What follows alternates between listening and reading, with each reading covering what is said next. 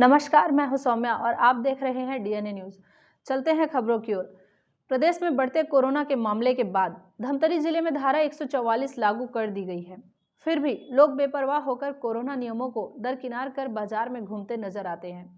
वहीं शहर के जागरूक लोगों से हमने बढ़ते संक्रमण दर को देखते हुए लॉकडाउन लगने की आवश्यकता के संबंध में चर्चा की, तो उनका कहना है कि लॉकडाउन लगने से कालाबाजारी और महंगाई बढ़ जाती है।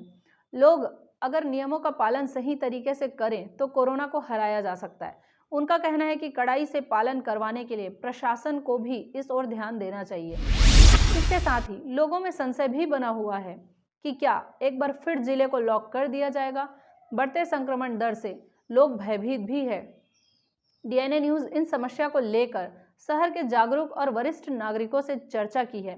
उनका कहना है कि दिन ब दिन कोरोना संक्रमण की रफ्तार बढ़ते जा रही है। लोगों को समझदारी और जागरूकता का परिचय देना होगा। शासन द्वारा जारी कोरोना नियमों का कड़ाई से पालन करना होगा। लॉकडाउन समस्या का समाधान नहीं है, इससे गरीब और मध्यम वर्गीय परिवारों को तकलीफ का सामना करना पड़ता है। लॉकडाउन में कालाबाजारी और मुनाफाखोरी बढ़ जाती है।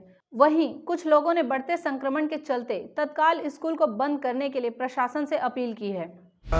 लॉकडाउन एक उपाय अच्छा भी है और नहीं भी। कारण कि जैसा कि पहले अपन ने लॉकडाउन में देखा कि आर्थिक रूप से व्यक्ति चरमरा जाता है।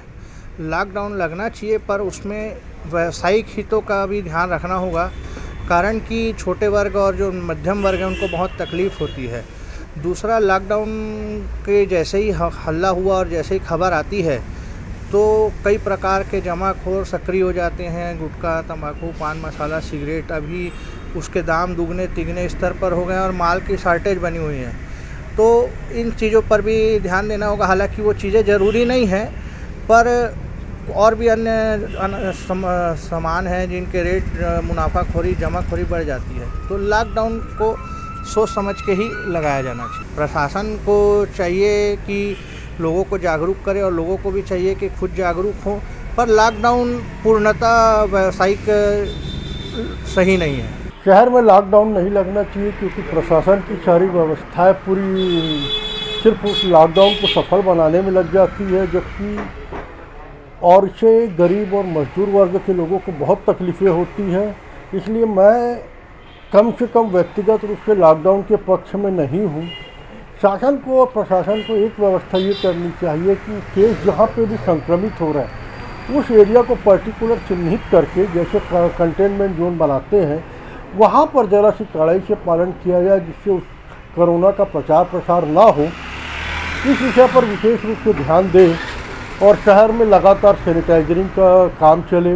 लोग मास्क पहन के घूमें, लोग सैनिटाइजर अपनी जेब में रखें। इस प्रकार की व्यवस्था करें तो ज़्यादा बेहतर। लॉकडाउन लगने से किसी भी प्रकार का कोई कंट्रोल नहीं होता, पर इससे असामाजिक तत्वों को अतिरिक्त मुनाफा कमाने की छूट मिल जाती है।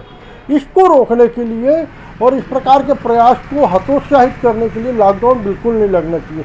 जिससे उन्हें यह लगना चाहिए कि हम जो माल को स्टोर करके रखें वो माल तो बाज़ार में इजी रूप में अवेलेबल हो रहा है, तो फिर उनका स्टोरेज की कोई प्रॉब्लम नहीं रहेगी।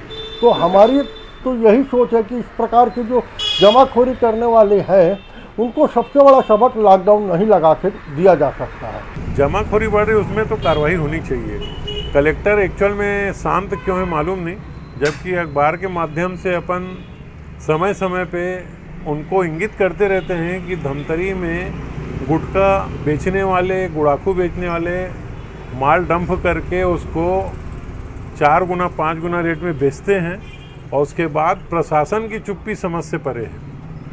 क्या उनको संरक्षण है प्रशासन का, या वो नहीं चाहते कि धमतरी में कालाबाजारी बंद हो? लॉकडाउन नहीं लगना चाहिए।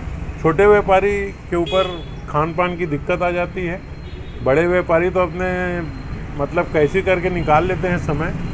लॉकडाउन नहीं लगना चाहिए। लॉकडाउन के बदले क्या है, समय का पाबंदी लगना चाहिए कि दोपहर 2 बजे तक लॉकडाउन रखें, उसके बाद फिर दोपहर 2 बजे तक खुला रखें मार्केट, फिर बंद रखें आगे। वो ऐसा चलना चाहिए, लेकिन पूरा लॉकडाउन करने से ना आर्थिक स्थिति गड़बड़ा जाती है। अभी जो वर्तमान में इस कोरोना की तीसरी लहर जो है बहुत ही भयावह है। स्कूलों को तो तत्काल बंद कर देना चाहिए, क्योंकि बच्चे बहुत संक्रमित हो रहे हैं और जो हमारे प्रशासन में सुविधा उपलब्ध होनी चाहिए अभी है नहीं। और 2-3 स्कूलों में अभी संक्रमण बच्चे को हुआ है और उसके बावजूद भी स्कूल खुला रखा गया था। जब लोगों ने प्रशासन को अवगत कराया उसके बाद स्कूल को बंद किया गया। तत्काल प्रभाव से बंद करना चाहिए, क्योंकि उनके पास अभी ना किसी प्रकार के उनको डोज लगा है और जिस प्रकार की लापरवाही स्कूलों में दिख रही है उससे बच्चे संक्रमित होने के बाद भयावह दुर्घटना होने की संभावना है। खतरा ये आज जिस प्रकार के आपका कोविड 1 और 2 में कड़ाई की गई थी, आज ऐसा कुछ भी नहीं दिख रहा है। न कोई मास्क का उपयोग कर रहे हैं, न धारा 144 का उपयोग कर रहे हैं, सब बेपरवाह होके घूम रहे। उसी का परिणाम है कि आज ओमिक्रॉन और तीसरी लहर, दोनों लहर से बहुत अधिक मात्रा में फैल रही है। वहीं डॉक्टरों का क्या कहना है, यह भी जानना जरूरी है। संक्रमण क्यों और कैसे फैल रहा है, लोगों को क्या सावधानी बरतनी चाहिए, आइए जानते हैं। इस कोरोना की जो आपदा फिर से दोबारा तीसरे वेव के तहत अभी अपने देश में आई हुई है, उसके विषय में मैं आप सबसे एक जानकारी शेयर करना चाहता हूं। बिल्कुल भी पैनिक ना करें। सबसे पहले जो गवर्नमेंट के द्वारा निर्धारित सेफ्टी नियम है उसको फॉलो करें। मास्क पहने, सोशल डिस्टेंसिंग करें, बहुत ज्यादा पब्लिक प्लेसेस पे आना जाना थोड़ा रिस्ट्रिक्ट करें। अगर किसी को बुखार आता है, तबीयत खराब लगती है, गला खराब होता है, सर दुखता है, कोई से भी ऐसे लक्षण होते हैं तो किसी भी प्राथमिक उपचार के लिए गवर्नमेंट हॉस्पिटल में, प्राइवेट हॉस्पिटल में किसी को भी दिखाइए। चिंता ना करिए। इस बार का जो कोरोना है वो आपकी सावधानी से हम वापस इससे लड़ सकते हैं और गवर्नमेंट के नियमों का पालन करें और स्वस्थ रहें। देश में और प्रदेश शासन के द्वारा ये निर्देश प्राप्त हुए हैं कि कोविड के ओमिक्रॉन जो वेरिएंट है वो काफ़ी तेज़ी से फैल रहा है। इसकी फैलने की जो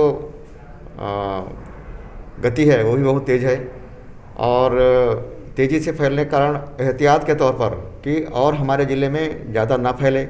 अभी 2.5% के आसपास कोविड पॉजिटिव है, 4% तक ना आए, 4% से ऊपर जो होती है वो गंभीर मानी गई है।